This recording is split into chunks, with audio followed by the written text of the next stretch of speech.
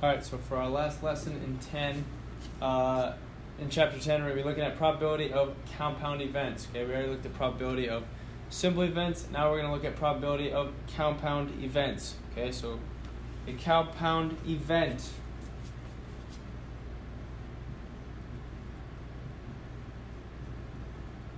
consists of two or more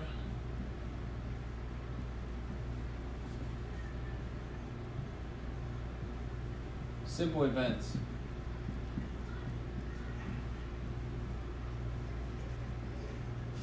Okay, so like I said, we looked at simple events before. Compound event just consists of two or more simple events. Okay, when we're working with compound events, we can make a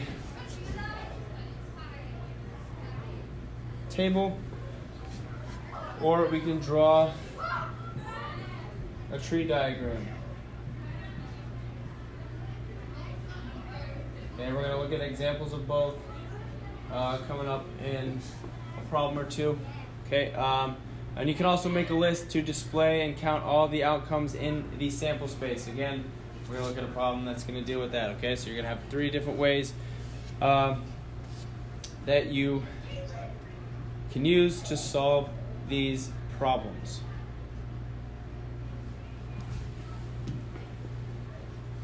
So, our first problem says a pet store sells aquariums in three shapes: hexagon, pentagon, and rectangle, in two sizes, 10 gallons and 20 gallons. How many different fish tanks can be made from the different shapes and sizes?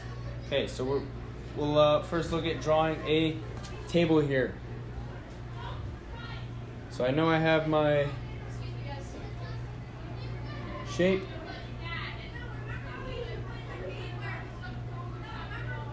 And we have our sizes.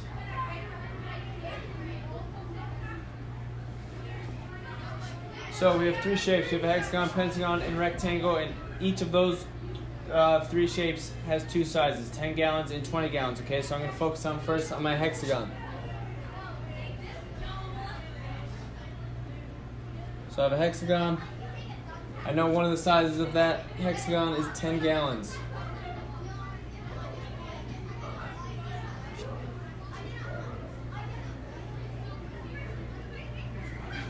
I have a hexagon again, and I know, again, because it comes in two sizes, 20 gallons, or 10 gallons and 20 gallons, okay? So we have to make sure we write down both. So we also have a hexagon that comes in 20 gallons. Okay, our next shape, and that's it. We're done with the hexagon because it only has two different sizes. Our next shape is going to be the pentagon.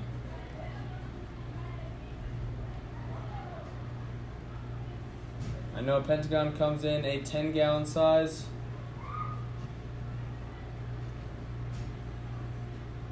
And I know a pentagon also comes in a 20-gallon size.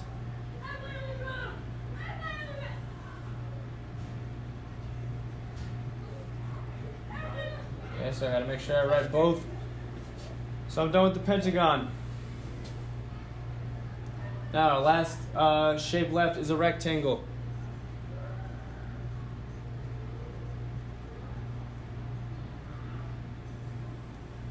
I know it comes in 10 gallons.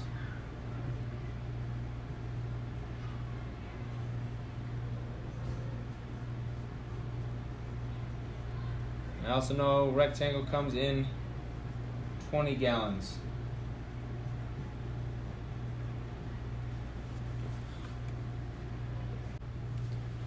So I have 6 total outcomes here.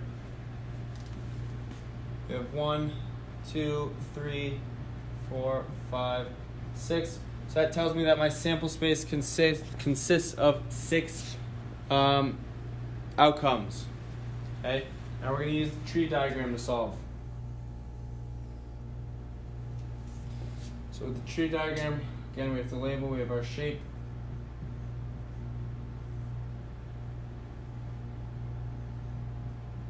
We have our size, and then we want to write our sample space as well.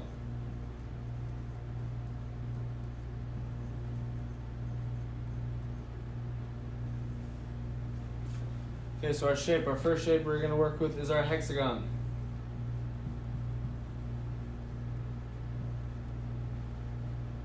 Two sizes we have for the hexagon come in 10 gallons, 20 gallons. So my sample space here, I'm going to abbreviate the hexagon with an H. And I know we have our size is 10 gallons here.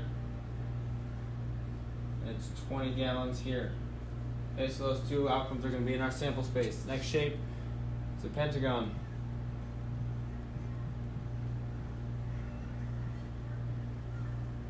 Pentagon also comes in two sizes, 10 gallon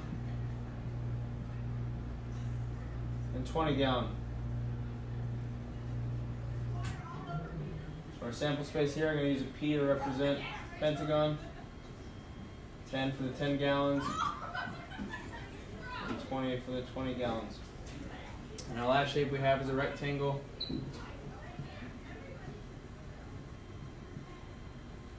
Again, this has two sizes as well, 10 gallons and 20 gallons. So sample space here, I'm going to use R for rectangle.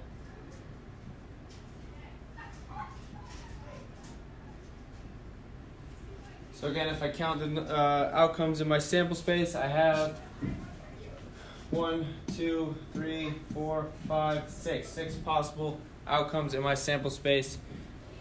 So 6 outcomes is going to be my answer here. Say 6 outcomes.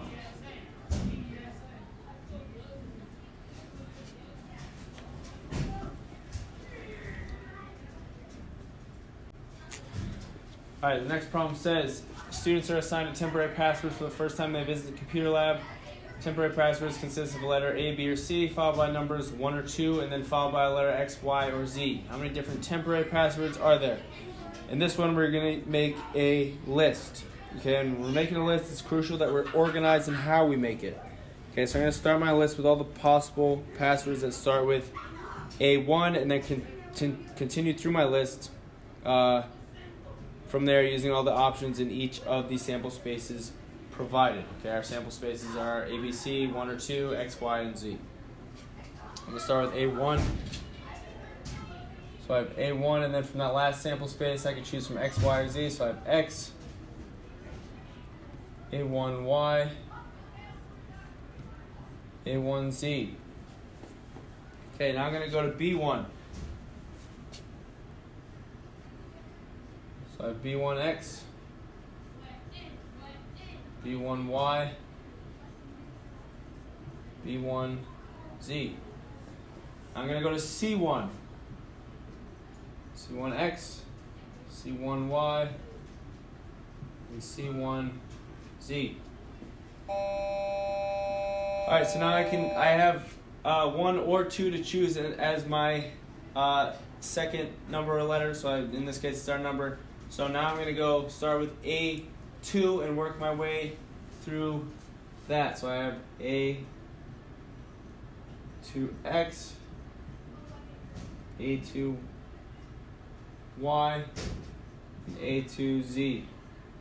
Now I'll go to B2. B2X, B2Y, and B2Z. Now I'm going to go to C2, C2X, C2Y, and C2Z. Okay, so if we count all those up, that's all the possible temporary passwords we can use. And we're going to have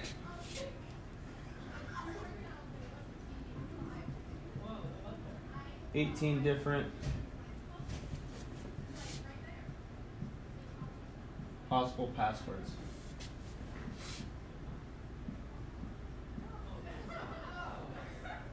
Okay, so when we're making these lists, guys, it's important to remember to stay organized, okay? So I started with my first letter, I had A. I started with my first number, which was 1, and then worked my way through X, Y, and Z. Okay, then I went to B, C, and then I knew I could change my second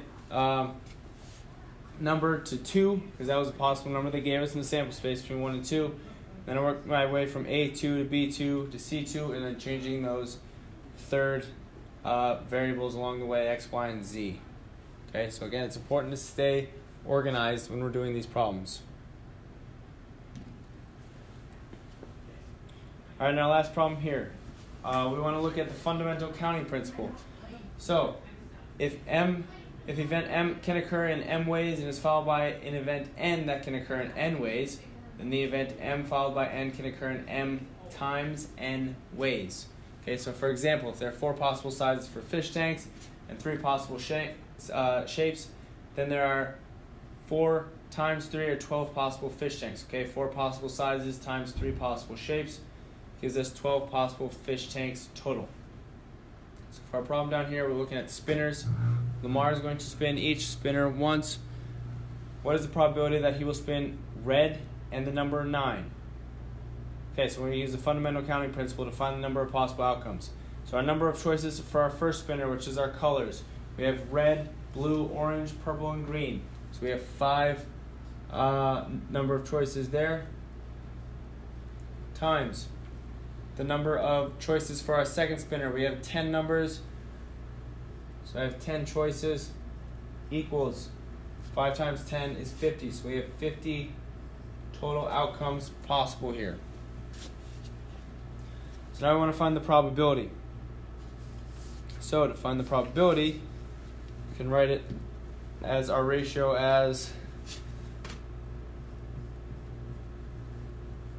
number of times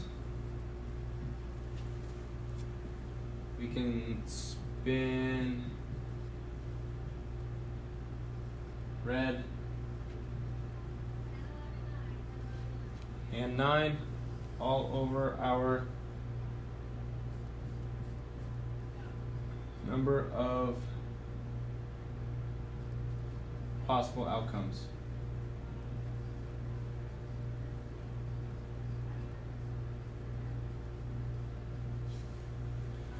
Now we're just filling the number of times that